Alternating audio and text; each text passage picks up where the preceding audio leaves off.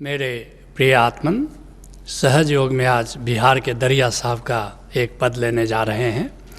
दरिया साहब का जन्म 1674 ईस्वी में हुआ और 1780 ईस्वी तक दरिया साहब की धर्म पताका फहराती रही। दरिया साहब कबीर के अवतार माने जाते हैं। कहने का अंदाज वैसा ही फक्कड़ाना है, बहुत ही स्पष्टवादी हैं दरिया साहब। कहते हैं 13 दरस के शुभ घड़ी। जीवन का मकसद है परमात्मा का दीदार करना। हरि दर्शन ही हमारे जीवन का उद्देश्य होना चाहिए।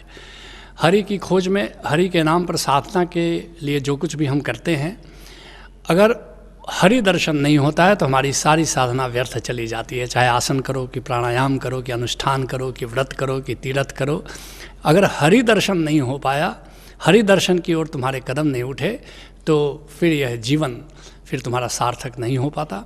उसी बात की ओर इशारा करते हुए दरिया साहब कहते हैं कि मेरी साधना में, मेरी ज़िंदगी में वह घड़ी आ गई, वो धन्यता की घड़ी आ गई कि अब हरि दर्शन मुझे होना शुरू हो गया है। 13 दरस के शुभ घड़ी। पलटू साहब एक जगह कहते हैं कि लगन मुहूर्त झूठ सब बने बिगाड़त काम, पलटू शुभ दिन शुभ घड़ी याद पड़े जब नाम। जब नाम से साक्षात्कार तुम्हारा हो जाता है, जब नाम को सुनना शुरू कर देते हो, जो नाम को देखना शुरू कर देते हो, नाम से जिस घड़ी में तुम जुड़े हो वही मुहूर्त शुभ मुहूर्त है, वही घड़ी शुभ घड़ी है।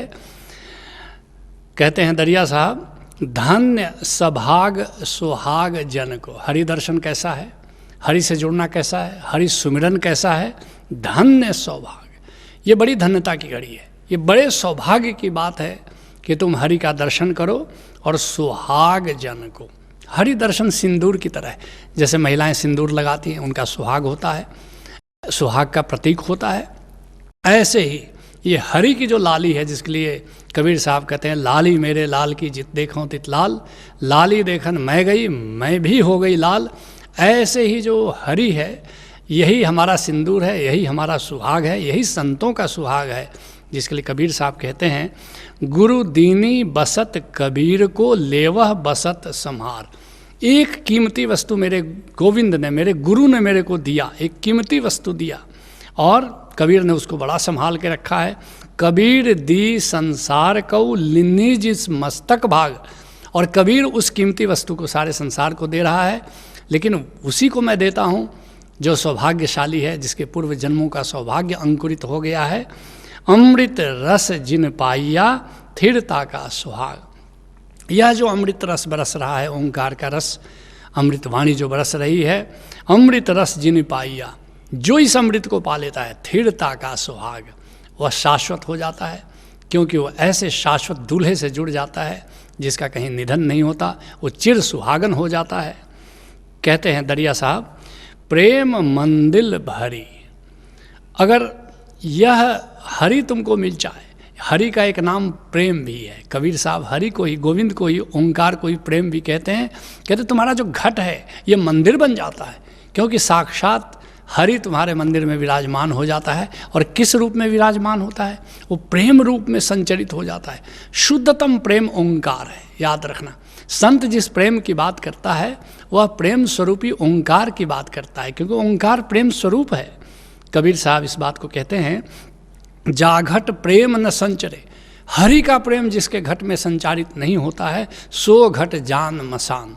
वह शरीर श्मशान जानना, जैसे खाल लोहार की सांस लेत बिन प्राण। जैसे लोहार के यहाँ भाटी देखते हो, वो भी सांस लेती है। कहते हैं कबीर साहब, अगर तुम्हारे घट के भीतर हरि के प्रेम का संचार नहीं हो रहा है, नाम का रस प्रवाहित नहीं हो रहा है, तब तुम अपने आप को श्मशान ही जानना। कहते हैं दरिया साहब, जो जो आए शरण तेरी, नाम की गति तेरी। गोविंद तेरी बड़ी अद्भुत लीला है। जो भी तुम्हारे शरण आया, चाहे वो प्रहलाद हो कि ध्रुव हो कि कबीर हो कि नानक हो कि बुद्ध हो कि महावीर हो, जो भी तुम्हारे नाम की शरण में आया है वही परम गति को पा गया, वही निर्वाण को उपलब्ध हो गया, वही समाधि को उपलब्ध हो गया, वही परम पद को उपलब्ध हो गया। जिसके लिए दादू के शिष्य हैं सुंदरदास, वे कहते हैं, जो आई शरणे हो ही प्रापति, जिन खोजा तिन पाइया। जो भी शरण में आ गया गोविंद के, निश्चित ही वो गोविंद को पा लेता है। ताप तिन को हरे, और उनका दैहिक दैविक भौतिक तीनों प्रकार के ताप वो सब दूर हो जाते हैं।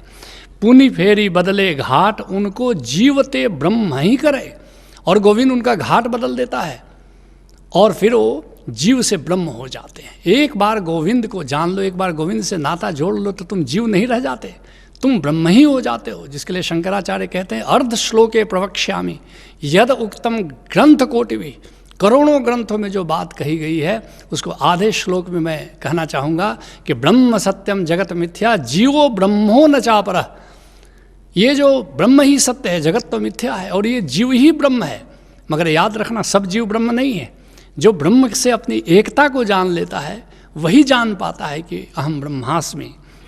कहते हैं दरिया साहब, अमुज नयन में दृष्टि पेख्यो ज्योति जग मगबरी। इसी आँखों के भीतर वो सहस्त्र दल कमल खिला हुआ दिखाई पड़ता है, वो कमल दिखाई पड़ता है।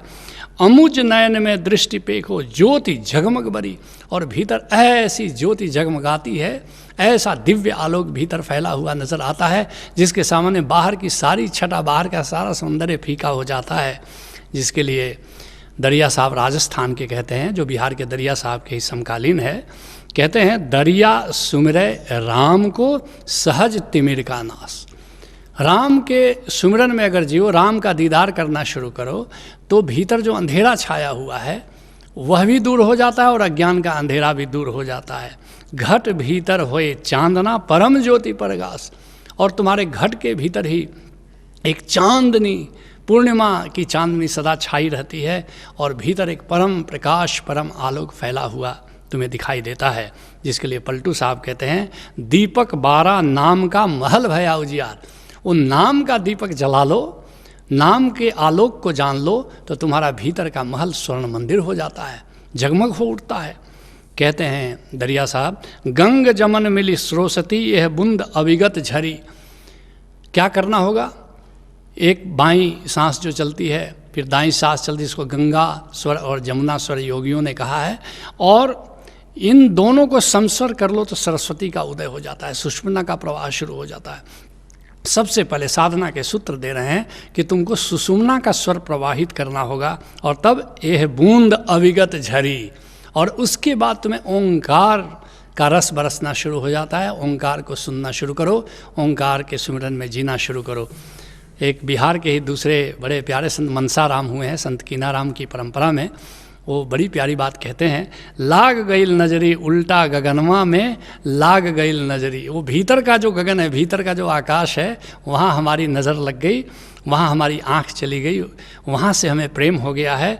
ना देखी मेघमाला ना देखी बदरी, वहाँ कोई मेघ नहीं उमड़ रहा है। टपकत बूंदवा भीजे मोरा चुनरी, लेकिन अमृतवाणी एक बरसात हो रही है ओंकार की, और मेरी चुनरी, मेरी काया, मेरी चेतना भीगी जा रही है। पेन्ही ले सबुज साड़ी बटिया चली ले झारी, नीले रंग की साड़ी पहन कर, क्योंकि वो भीतर का आकाश भी नीला है, और उसको पहन करके मैं चली हूँ परमात्मा के पास। चलल चलल गईल हरि जी का नगरी, और चलते चलते उस निराकार में चलते चलते गोविंद के नगर में, प्रेम नगर में मेरा प्रवेश हो गया। एह पार गंगा ओह पार जमुना, इधर एक यमुना स्वर चल रहा है, एक गंगा स्वर चल रहा है। एह पार गंगा मैया ओह पार जमुनी, बीच ही जसोदा माई तनले बाड़ी चदरी। बीच में ये सुषुम्ना का स्वर है, बीच में यशोदा माई इसको कहा है, बड़ी प्यारी उपमा दी है। कहेलन मनसा राम सुनय कंकाली माई। कंकाली देवी है जिसकी पूजा करते थे पहले मनसा राम, जैसा कि कीनाराम की परंपरा के अवधूत साधक करते हैं। कहते हैं सुनय कंकाली माई हमरा के छोड़ दूलू ईश्वर जी के कगरी। अरे देवी, तुमने तो मुझे कगार पर छोड़ दिया था, तुमने तो मुझे परमात्मा का दर्शन भी नहीं कराया था, लेकिन धन्य है मेरा गुरु जो ले गया, बिल्कुल प्रेम नगर में ले गया, जो ईश्वर के नगर में ले गया, जो ओंकार के नगर में ले गया। कहते हैं दरिया साहब, मील सरिता सागर के बीच लहर उल्टी पड़ी। ये जो तुम सुरति है तुम्हारी, जो सुनने की चेतना की शक्ति है, उसको सुरति कहते हैं।